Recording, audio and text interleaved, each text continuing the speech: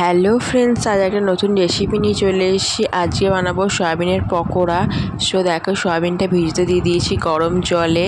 তারপরে সয়াবিনটা 5 মিনিট ভিজাতে দেওয়ার পর তারপরে সয়াবিন থেকে জলটা ভালো করে বার করে মিক্সিতে পেস্ট করে নিলাম। তারপরে দেখো মা বেটে দিল পেঁয়াজ, লঙ্কা, রসুন, আদা, মানে একটু পুরো পেস্ট করেনি, মানে আলতা আলতা বেটেছে।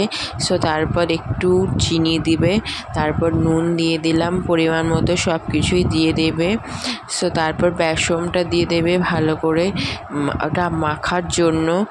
আর তারপর দেখো একটু লেবুর রসও দিয়ে দিলাম। সব কিছু দিলে বেশ ভালো লাগবে খেতে। আমি দিতে পারছিলাম না, বরকে বললাম দিয়ে দিতে ভালো করে।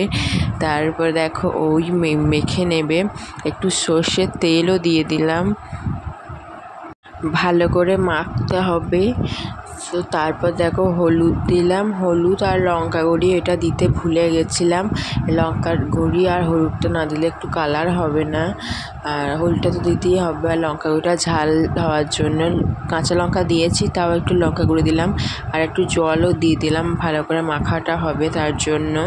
সো তারপরে মেখে 5 মিনিট ঢাকা দিয়ে রেখে দিয়েছিলাম। সো তারপর দেখো কড়াই বসিয়ে দিয়েছি, তেল দিয়ে, সর্ষের তেল দিয়ে করবো, ভাজবো এটা।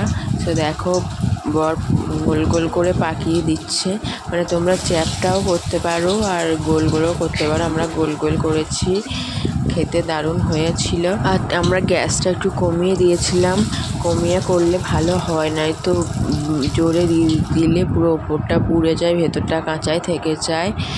আর তোমরা গ্যাসটা কমিয়ে করবে। দেখো আমাদের ভাজা হয়ে গেছে, আর এখন আছে কটা।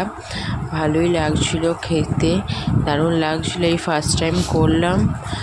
সো আমি আর বর করছিলাম, দেখো মা চলে গেছিলো ঘরে, আর আমরা করছিলাম। ভালোই আনন্দও হচ্ছিল, কথা বলতে বলতে করতে ভালোও লাগছিল। সো দেখো আমাদের করা হয়ে গেছে, এটা লাস্ট। আর দেখো সব হয়ে গেছে করা। আর ভিডিওটা এখানেই শেষ করছি। ভালো লাগলে like, comment, share and subscribe করো। তোমরা করে খেতে পারো, দারুণ লাগছিল খেতে।